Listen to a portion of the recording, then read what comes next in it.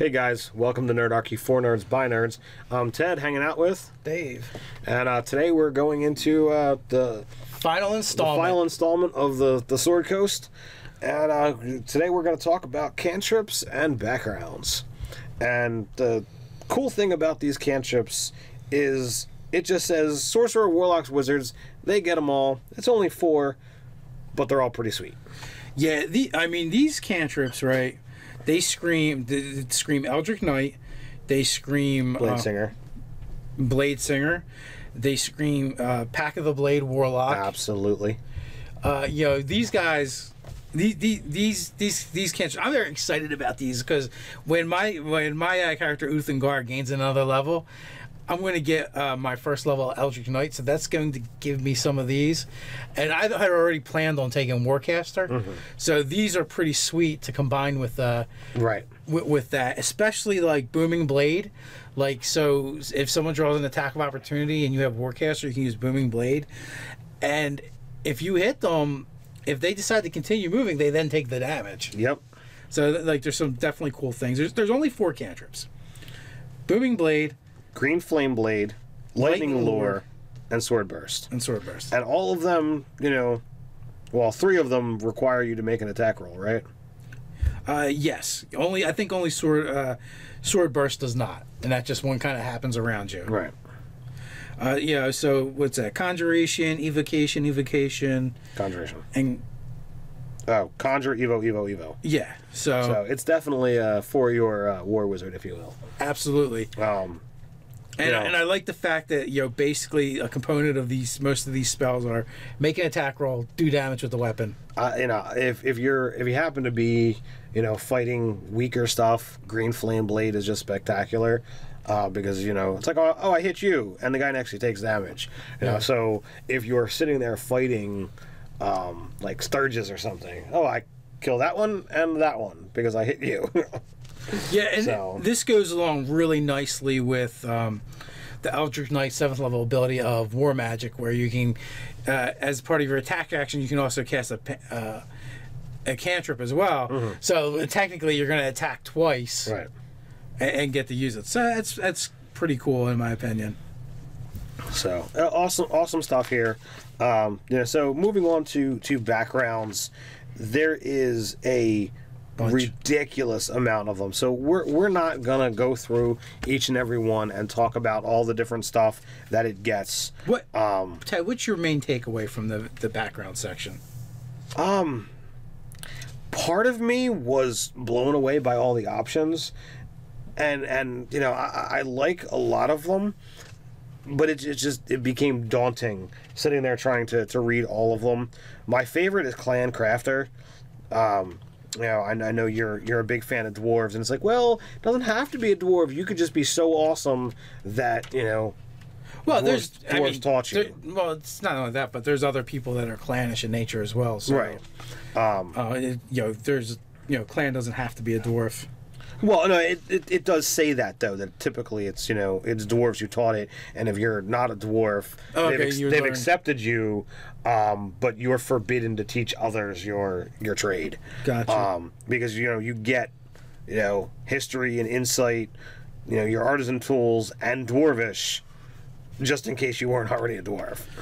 So, you know, one of the biggest things that I would take away from this section of this book is, one, you know, I found that a lot of these backgrounds are very similar to ones that already exist, with a twist.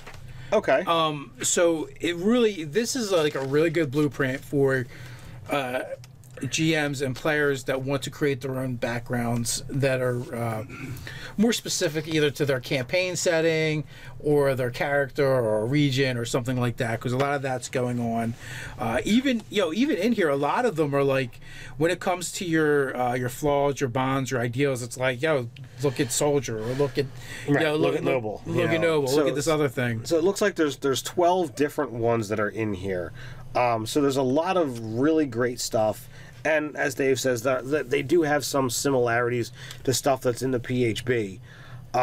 So it might be a little bit more tailored as opposed to a regular noble. You'd have a Waterhaven noble, as opposed to an Outlander. I'm an Uthgard tribe member, as opposed to the Knight variant. Well, I'm a Knight of the Order. There's a couple things that are fairly new, like instead of soldier, you have City Watch. Right. There's stuff that's completely new, like Inheritor. There's nothing like that in the PHB. Far Traveler. It does bear some mentioning. I believe Nate the Nerdarch had done on our website. He actually made a very similar background to that months ago. Right. Whereas based around like you're either entrusted with something, and that's actually what he called it. He called it the Entrusted. Oh yeah. So you got some kind of item that it could be something seriously meaningful, or something valuable, whatever have you, and the Inheritor kind of gives you that, but it doesn't. Even though the picture's got somebody holding a pretty cool looking weapon, none of the options under the Inheritance are a weapon. But it does say work with your DM to see what you have.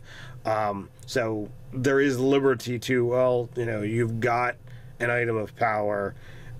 If the DM accepts something like that, if you're playing a very low-level Magic game, I wouldn't expect something like that to happen, unless it's that's the only way you're getting a Magic item. Right. So you've got if like you could grow into the power later in the campaign or something. I kind of like the Far Traveler. It's kind of a very odd Outlander, because as opposed to I'm just a wanderer and this and that. You really are from like the other side of the world.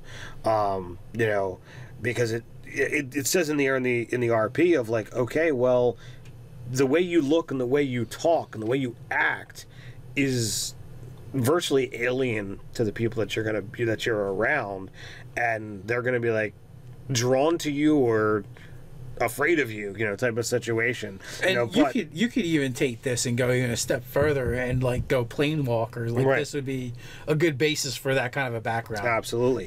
Being from somewhere else. I don't know why insight and perception are your keyed in, because it's like, well, if you're traveling a lot and you've seen a lot of different people, then maybe. But if you're from the other side of the world and now you're over here, you might not have any idea how these people do things. So you might have disadvantage on those things. So I find that it's a little bit of balanced, not balanced power, but like a weird set.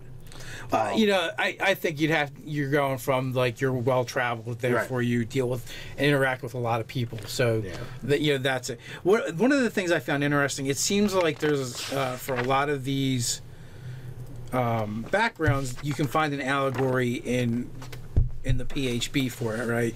But the main difference is like the skill sets are almost you get a different skill reversed. set. You get a different skill set, and you get a a new feature. Yeah. So there's definitely some interesting stuff there. You've got the ability to, as you said, okay, well, you want to make up something on your own. Well, this is a nice template to figure out how to get, that new thing. One of the things that bears mentioning too is at the end of the book, there's an appendix for the class options in other worlds, and they list Dragonlance, Eberron, Greyhawk. Okay, so they list those. No Dark Sun? Homemade worlds. Yeah, I don't see Dark Sun. They totally just abandoned the Dark Sun. No, it's not there. So, but they do give you some ideas of how to integrate this stuff with other games and other settings. So lots of good stuff. And as we said in our first Sword Coast video, the thing comes with a hefty price tag for the thickness of it if you're paying the full price at a retail at a retail or local gaming shop. We picked ours up for just over $20 on Amazon. So if you're not one who's really caring about supporting your local gaming venue, then you can. Or maybe you don't have any available to you, or whatever. Yeah. But it's a great way to pick it up. I'm incredibly happy with the amount of content that they jam pack into those 58 pages. That's the last third, as we said in that video. That's where our draw was for making this purchase. So new mechanics. It's all about the mechanics. Let us know what you guys think of that stuff in the comments below. While you're at it, like, share, subscribe. You know the deal. Hang out with us over on Facebook. So until next time, stay nerdy.